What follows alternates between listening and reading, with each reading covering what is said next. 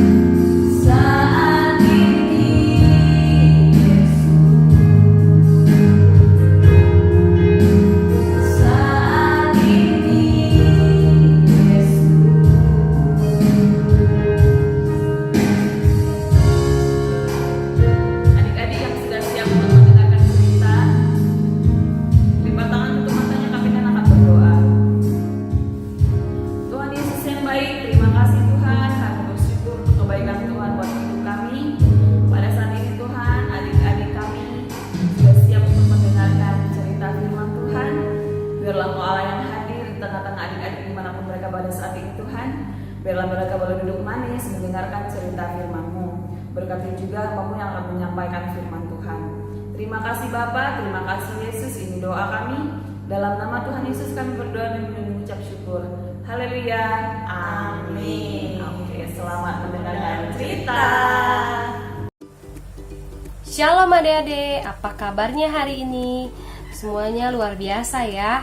Tetap berdoa supaya corona ini boleh cepat selesai dan kita boleh ketemu kembali dalam gereja Tuhan.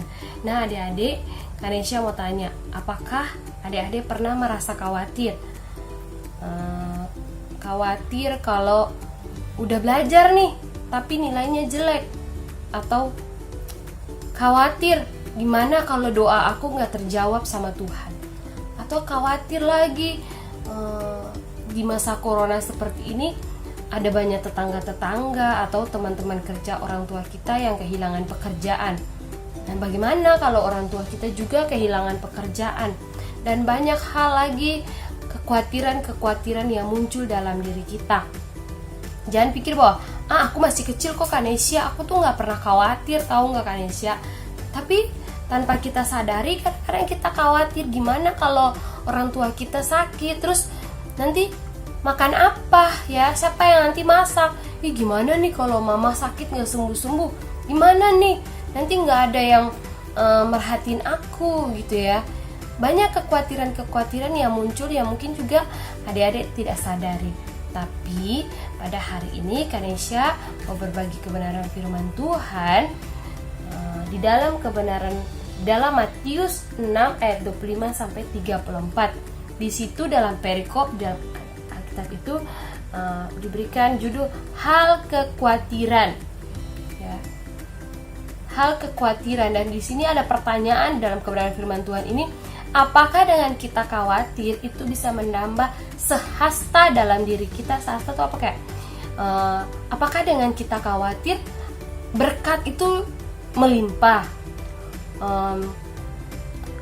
Apakah dengan khawatir sakit kita boleh disembuhkan? Atau apakah dengan kita khawatir nilai kita jadi 100, nilai kita jadi bagus dan sebagainya? Tapi firman Tuhan bilang, bertanya, apakah dengan kita khawatir hal yang baik terjadi dalam diri kita? Enggak. Tapi dengan ketika kita khawatir, maka akan timbul banyak kerugian-kerugian dalam diri kita. Seperti apa? Karena terlalu khawatir, takut bagaimana ini nanti aku naik kelas apa tidak, apakah aku punya nilai yang bagus atau tidak. Karena kita terlalu khawatir, maka itu akan membuat kita sakit, kepikiran, jadinya pusing, sakit kepala, ya, itu menimbulkan penyakit dalam diri kita. Firman Tuhan bilang, karena itu aku berkata kepadamu, janganlah khawatir akan hidupmu, akan apa yang hendak kamu makan atau minum, dan janganlah khawatir pula akan tubuhmu, akan apa yang hendak kamu pakai. Bukankah hidup itu lebih penting daripada makan dan minum? Makan dan tubuh itu lebih penting daripada pakaian. Pandanglah burung-burung di langit yang tidak menabur dan tidak menuai, dan tidak mengumpulkan bekal dalam lumbung, namun diberikan oleh Bapamu yang di surga. Bukankah kamu jauh melebihi burung-burung itu? Burung-burung itu dia tidak seperti manusia, bekerja, cari uang, ada tabungan. Jadi ketika kita butuh sesuatu, kita bisa beli. Kalau adik-adik sekarang mungkin lagi menabung 1.000, 2.000 dari uang jajan, itu akan ada tuh tabungannya. Jadi ketika adik-adik butuh, bisa pakai dari tabungan itu. Tapi burung-burung di udara itu dia nggak bisa nabung. Dia tuh setiap hari cuman terbang untuk mencari makan, dan itu setiap hari tercukupi. Burung-burung nggak pernah kelaparan, ya. Burung-burung nggak ada yang mencuri kan. Buru-buru selalu dia mencari makan. Karena apa? Tuhan sudah sediakan itu untuk mereka. Dan makanya dari itu firman Tuhan bilang, jangan kamu khawatir apa yang kamu makan, apa yang kamu minum, apa yang kamu pakai. Seperti dalam pujian, jangan kamu khawatir, burung di udara dia pelihara, Jangan kamu khawatir, bunga di padang dia hiasi, ya. Jangan kamu khawatir, apa yang kau makan, minum, pakai. Jangan kamu khawatir, Bapa di surga yang pelihara. Tuhan Yesus pelihara kita, Bapa di surga pelihara kita. Burung di udara saja Tuhan pelihara, bunga di padang saja Tuhan hiasi sebegitu indahnya. Kenapa kita makhluk yang paling mulia yang Tuhan ciptakan itu spesial, Tuhan gak pelihara? Jangan takut, ya, jangan takut. Tetap percaya bahwa Tuhan Yesus akan menolong kita. Di ayat yang ke-31 bilang, sebab itu janganlah kamu khawatir dan berkata, apakah yang akan kami makan? Apakah yang akan kami minum? Apakah yang akan kami pakai? Semua itu dicari bangsa-bangsa yang tidak mengenal Allah. Akan tetapi Bapamu yang di surga tahu bahwa kamu memerlukan semua itu. Tuhan tahu segala kebutuhan-kebutuhan kita. Tuhan tahu bahwa kita ingin meraih juara, mendapat nilai yang bagus.